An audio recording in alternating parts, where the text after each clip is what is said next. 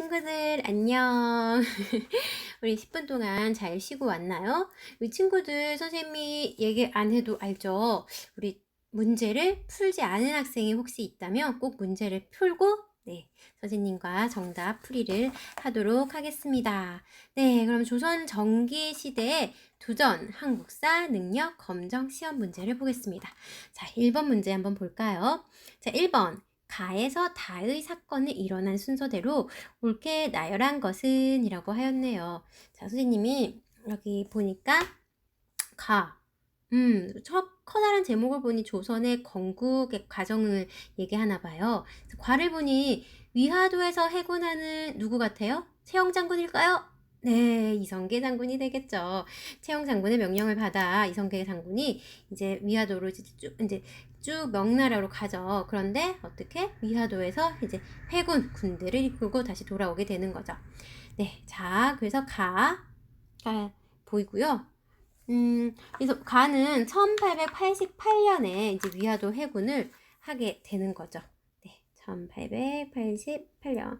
이 선생님이 얘기는 하지만 요건 참고로 알아두면은 돼요. 어려우면 숫자는 그렇게 중요하지 않습니다. 네, 자 그러면 두 번째, 정몽주가 폐살되었다. 그리고 세 번째, 이성계가 즉위하였다. 그렇죠. 이성계가 즉위하였다는 건 조선이 건국되었다. 그렇죠. 언제? 1392년에 이성계가 건국되었다는 걸 얘기를 하죠. 그러면 그 전에 모든 것이 해결이 되어야 해요. 먼저 이성계가 위화도에서 회군을 해요. 4가지 이유를 들어요. 그쵸?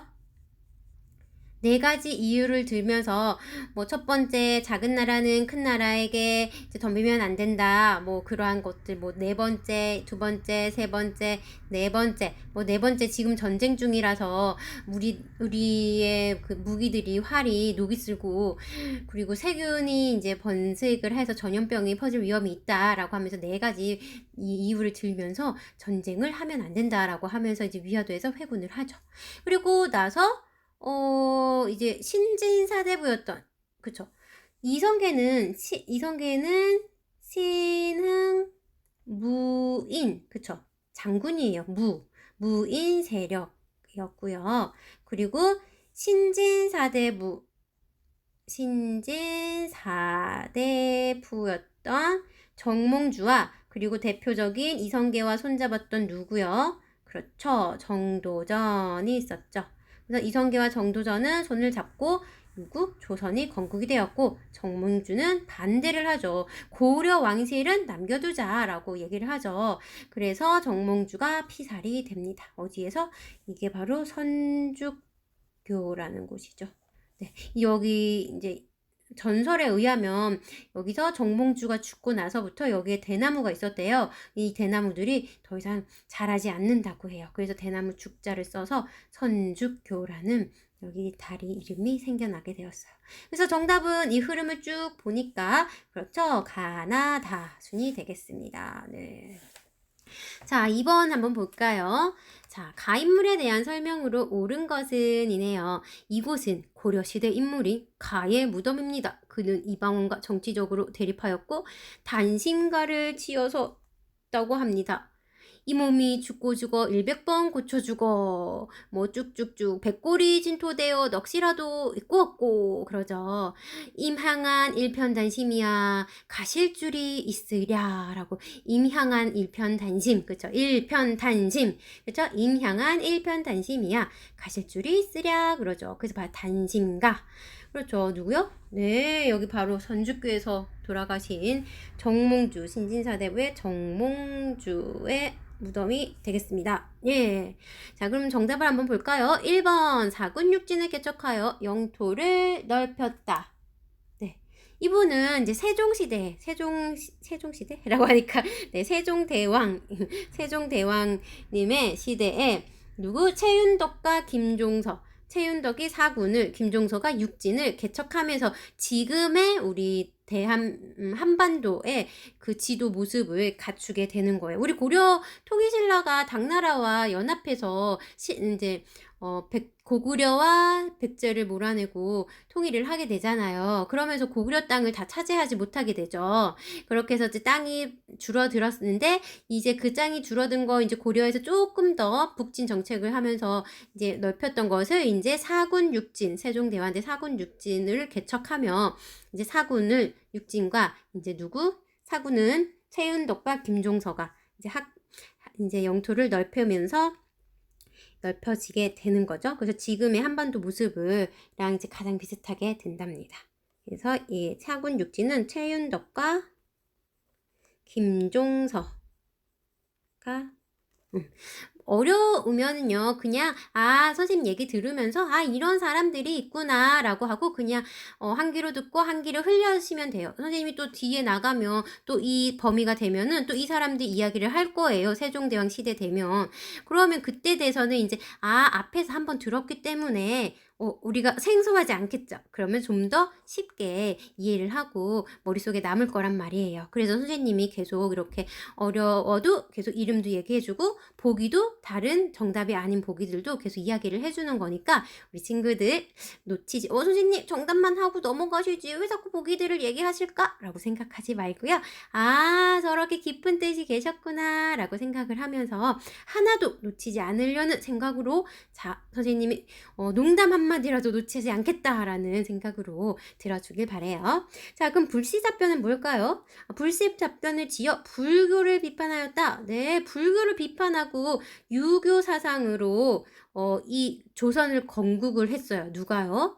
네, 정도전이요. 이성계와 함께 힘을 합쳐서 세웠죠. 그래서 정도전이 이 불시잡변이라는 것은 불교를 비판하는 책이에요. 네. 불교는 쓸데없다. 그래서 잡변이다. 불교는 불교의 말은 잡변이다. 이러한 뜻이죠. 그래서 불시잡변을 지어 불교를 비판하였다라고 해요. 우리 인내천을 내세우며 동학을 창시하였다. 이것도 우리 인내천 사상, 인간은 이제 평등하다라는 그러한 사상을 이제 창시해서 동학이라는 걸 창시를 하는데요. 종교죠. 이제 처음에는 학문도 있고요. 그리고 동학이라는 이제 종교도 창시를 하게 돼요. 우리 기독교나 뭐 불교처럼. 그래서 요거는 우리 뒤에 가서도 또 배우겠지만 이름을 기억해 두자고요. 최재우가 되겠습니다. 최재우의 동학. 자, 그리고 조선 건국을 반대하다 죽임을 당하였다. 그렇죠. 이 정몽주는 끝까지 고려 왕조를 지켜야 한다라고 말하다가 조선의 건국을 반대를 하게 된 거죠. 그래서 죽임을 이 선주교에서, 그렇죠? 네, 선주교에서 죽임을 당합니다. 그래서 정답은 4번 정몽주의 묘가 되겠습니다. 자, 가에 들어갈 인물로 옳은 것은 이라고 했네요. 우리 호를 삼봉 하면요. 사실 이것만 딱 봐도 삼봉? 누구요? 네, 정도전이에요. 삼봉 정도전이라고 부르거든요. 네, 그래서 출생 연도 또한 간단히 한번 보면은 1342년생이네요. 그리고 1362년에 네, 와 42년에서 62에서 42를 빼면 몇일까요? 20살의 과거를 급제했네요. 그죠? 그리고 92년에 조선 건국을 주도하였어요. 그죠? 누구와? 이성계와 함께. 그렇죠? 그리고 새 궁궐을 이름을 경복궁이라고 이제 직접 다 지은 거예요. 누가요? 바로 정도전이라는 사람이 되겠죠. 그래서 이 조선의 새로운 뭐 궁궐이라던가 이러한 것들은 다 정도전의 작품이 되겠죠. 자, 그럼 우리 보기도 한번 보고 넘어갈까요? 네, 1번. 1번은 보자. 이색이라는 사람은 고려 말에 문신이자 학자를 말해요. 이색은 이것도 그냥 알고 그냥 듣고 넘어가요. 고려 말에 이런 사람이 있구나. 고려 말에 문신이자 네, 학자예요. 네, 그래도 한번 적어는 두세요. 자, 그리고 조준이라는 사람은 조선 전기의 문신이죠. 조선 전기의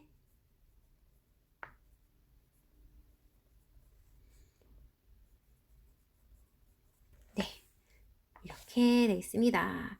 그리고 정몽주는 우리가 방금 말했듯이 여기 고려 말에 신진사대부 조선 초에 그쵸? 신진사대부가 되겠죠. 여기 선주교에서 피살을 당하고 그렇죠? 끝까지 고려 왕조를 지켜야 한다는 단심가를 짓기도 하였죠. 자, 그럼 4번을 보겠습니다.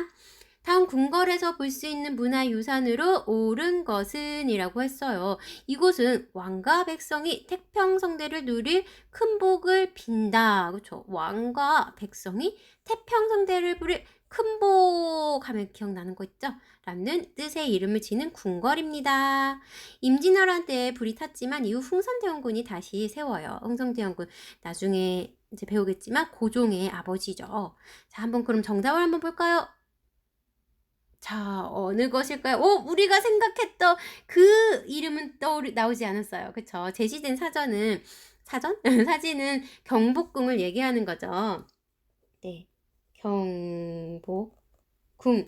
그죠? 근데 선생님, 경복궁이라는 말이 안 나와요. 자, 그러면 이럴 때는 어떻게 해야 되냐면요. 일단 선생님이 해석을 하기 전에 정답을 고르는 방법. 아닌 걸 먼저 넘어가는 거예요. 인정정은 우리 창덕궁에 있는 정전이에요. 예, 창덕궁. 그쵸? 그래서 요거는 이제, 네, 창덕궁에 있는 이제 그 궁궐이거든요. 우리의 정궁이 아니에요. 정궁이 경복궁이고요. 네, 본궁. 그렇죠? 그래서 인정정은 창덕궁에 있는 창덕덩이 돼버렸네요. 창덕궁에 있는 이제 정전이고요. 그리고 종묘라는 것은 우리 친구들 아까 그 알았잖아요. 그래서 조선시대 역대 왕과 왕비들에게 제사를 지내던 곳. 그렇죠? 그러니까 요것도 아니겠죠? 그래도 한번 적어보세요. 친구들도 역대 왕가 누구? 조선의 그쵸? 조선의 역대 왕과 왕비의 제사를 지내던 곳. 네. 그리고 흥인주문은 우리 친구들이 알아요. 그쵸? 네. 동대문이에요. 우리나라 보물이로 동대문. 예. 그렇다면 정답은 2번도 아니고 4번도 아니라서 1번인데요. 자, 그럼 경혜로라는 것은 무엇일까요?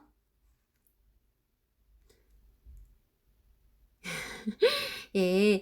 경혜로는 이제 정도전이 한양에 새로 궁궐을 짓고 이름을 이제 경복궁이라고 이렇게 했잖아요. 그래서 경복궁의 중요한 의식을 치르는 근정전이 있고요. 그리고 이제 외국 사진을 만나고 임금과 신하들이 함께 이제 잔치를 베푸는 바로 이 경혜로가 있었어요. 여기 앞에 물 같은 것도 보이나요? 아무래도 좀 잔치도 벌이고 해야 되니까 경치도 좀 좋아야겠죠.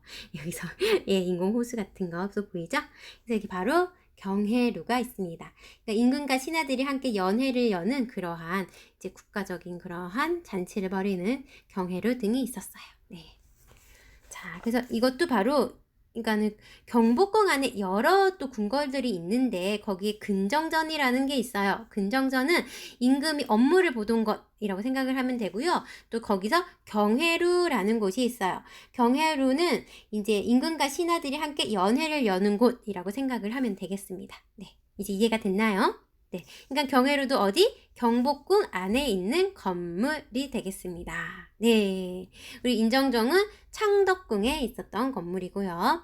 그리고 종묘는 조선의 역대 왕과 왕비의 제사를 즐기던 곳이고 흥인직문은 동대문이 되겠습니다. 자, 그럼 우리 5번 문제로 한번 넘어가 보겠습니다. 자, 5번을 보니까 밑줄그은 이곳에 해당하는 문화유산의 이름으로 옳은 것은 이라고 했네요. 그냥 여기 쫙 보니까 이곳은 조선시대 역대 왕과 왕비의 신주를 모신 사당이구나. 네. 우리 보기에서 그쵸? 예. 역대 왕과 왕비의 신주를 모신 이 신주가 바로 위패예요. 왕과 왕비의 위패를 신주를 모신 사당이구나. 제사를 지내던 곳이구나. 그렇죠? 1번 정묘가 되겠고요. 경복궁, 보신각, 사직단.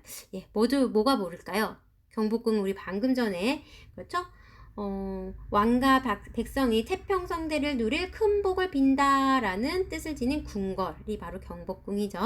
그리고 보신각? 보신각은 우리 친구들 앞에 핵심 정리할 때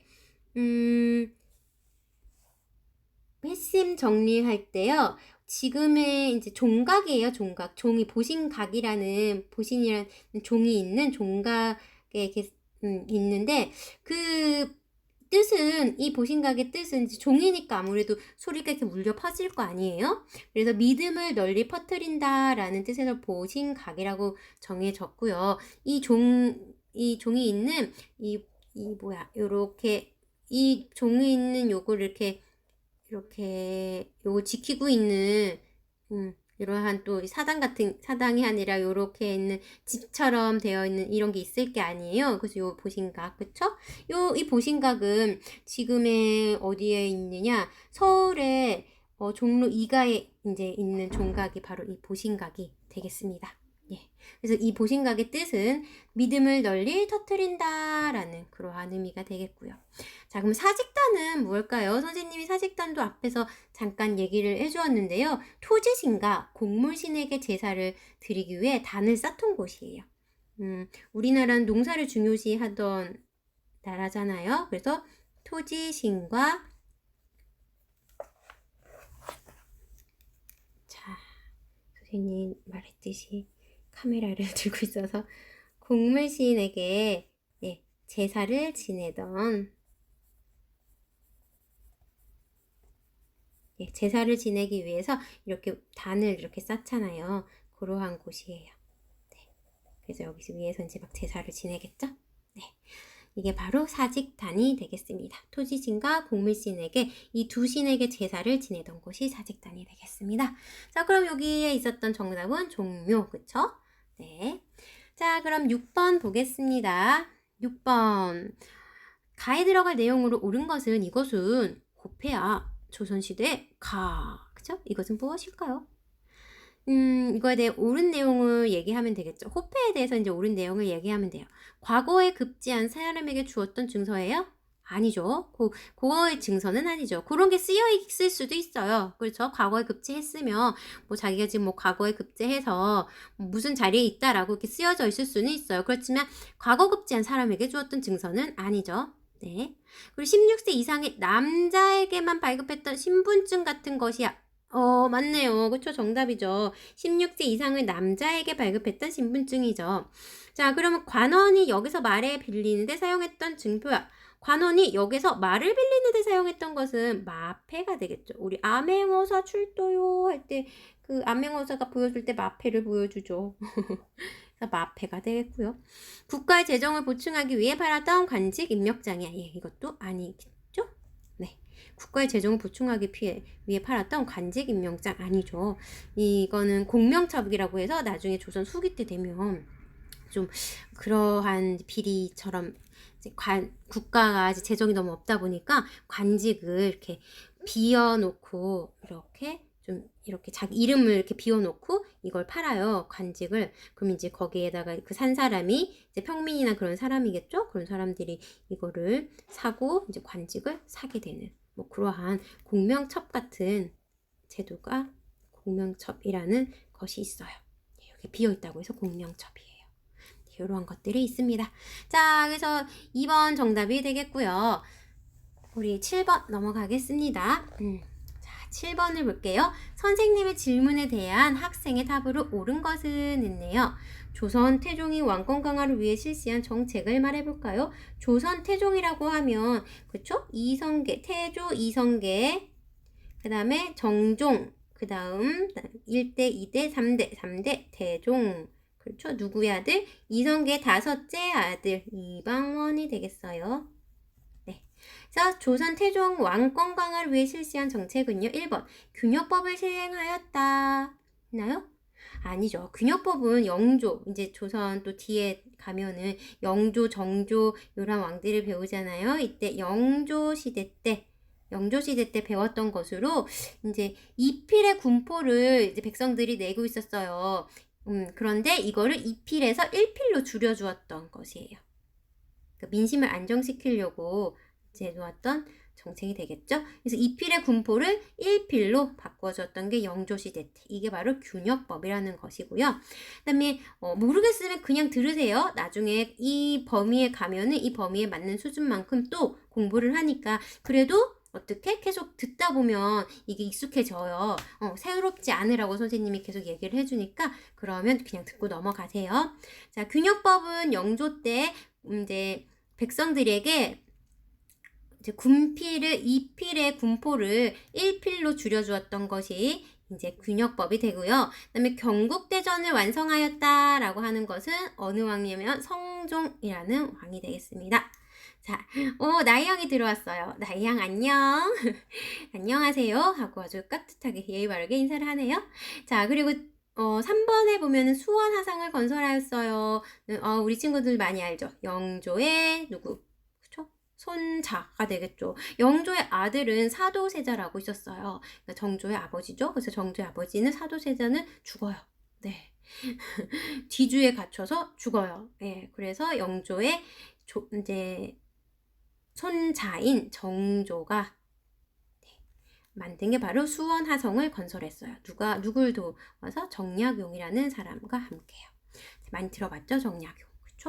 자, 그래서 4번 왕족과 공신의 사병을 없앴어요. 그죠? 사병, 그죠? 개인 병력. 그죠? 개인 병력을 사병이라고 하죠. 개인 병력. 그래서 사병을 없앴어요. 그렇죠? 개인 병력을 없애면, 그죠? 어떻게? 왕권의 강화가 되겠죠. 그래서 정답은 4번이 되겠습니다. 그쵸? 자, 그러면 8번 밑줄근 이곳으로 옳은 것은 이라고 했는데, 자, 근데 우리 친구들이 여기서 질문이 들어왔네요. 자, 왕족과 공신들의 사병을 없앴어요 했는데, 선생님 왕족도 사병을 없앴잖아요. 근데 어떻게 왕권 강화해요? 그렇죠. 왕족들의, 그죠? 왕이 아니고요. 여기에 문제 보면 왕의 병력을 없앴다는 게 아니고 왕족이라 그랬죠. 왕에는 여러 형제가 있을 거예요. 그 형제들 중에서도, 그쵸? 이 여러 형제들 중에서도 이 형제들이 이 권력이 높아지고 이 사병이 많아지면은 이 왕을 위협하는 존재가 될 수도 있겠죠. 그래서 왕을 제외한 그의 형제들 있죠. 왕족. 예. 그 왕족들의 세력을 약화시킨 거예요. 왕족들의 사병을 없앤 거죠. 그렇습니다. 자, 마지막 8번. 밑줄근 이곳으로 옳은 것은 이네요. 이곳은 조선시대 한양에 설립한 최고 교육기관으로 오늘날의 국립대학에 해당합니다. 이곳에는 인재 양성을 위하여 유학교육을 실시했습니다. 정답은 따다다다다다. 네, 정답은 성균관 되겠습니다. 그렇죠? 여기 보면은 서재도 있고 명륜당, 동제, 그죠? 동제는 그 기숙사처럼 머물 수 있는 곳, 잘 수 있는 그러한 것들이 있는, 그렇죠? 그 성균관이 되겠어요. 예. 그래서 조선의 최고 교육기관인 성균관에 대해서 이야기를 하고 있는 거예요. 조선시대에는 이제 높은 관리가 되기 위해서는 꼭 이 성균관 학교를 다녀야 했다고 하네요. 그래서 이곳에서 일정 공부가 끝나면 이제 과거를 볼 수 있는 자격이 주어지고 성균관에는 이제 학생들이 모여 공부하는 강당이 있고 또 공자의 위패를 모시는 대성전도 있어요. 그리고 학생들은 대표를 뽑고 스스로 학생 생활 규칙을 만들기도 하고 하지만 그들은 행동을 잘못하면 쫓겨나는 등 이제 엄한 처벌을 하기도 하죠.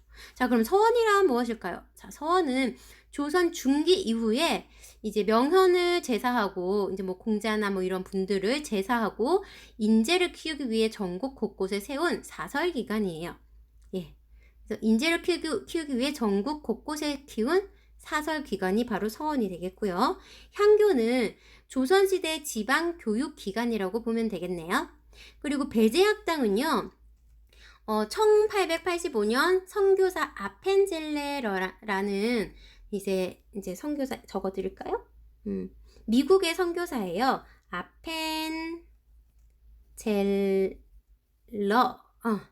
라는 이 선교사에 의해서 이제 최초로 우리나라에 이제 외국인이 설립한 근대적 이제 설립 학교가 되겠어요. 외국인이 설립한 최초의 이제 근대적 사립학교가 되겠죠. 외국인이 설립한 근대적 사립학교. 예, 공교육은 아니고요. 사립학교가 됐죠. 왜? 이 아펜켈러라는 선교사, 저 미국의 선교사 외국인이 설립했으니까요. 우리나라의 최초의 고종시대 때 설립이 된 건데요. 나중에 근대화를 배울 때 아마 이제 배제 학장이 또 한 번 나올 것 같습니다. 자, 이렇게 해서 우리 친구들 오늘 한국사 능력 검정 시험 문제 또 풀어보았습니다. 이제 점점 뒤로 갈수록 이야기들이 점점 길어져요. 그렇죠? 그러니까 우리 친구들 할 수 있다면 복습도 한번 해보도록 하고요. 오늘의 미션은 뭐였죠? 오늘의 미션이 뭐였을까요? 선생님 후고구려 때 그쵸? 인물 누구누구 나왔었나요? 네, 인물 나왔었죠? 세 분의 인물이 있었어요. 네, 그 세 분의 인물 중에서 태조 왕건 그리고 서희 그리고 윤관이 있었던 것 같아요. 이 세 분의 인물 중에서 한 분 마음에 드는 인물 한 분을 골라서 어떻게 스크랩하여 찍어서 올려주세요. 그럼 우리 친구들 다음 시간에 또 만나요. 친구들 안녕.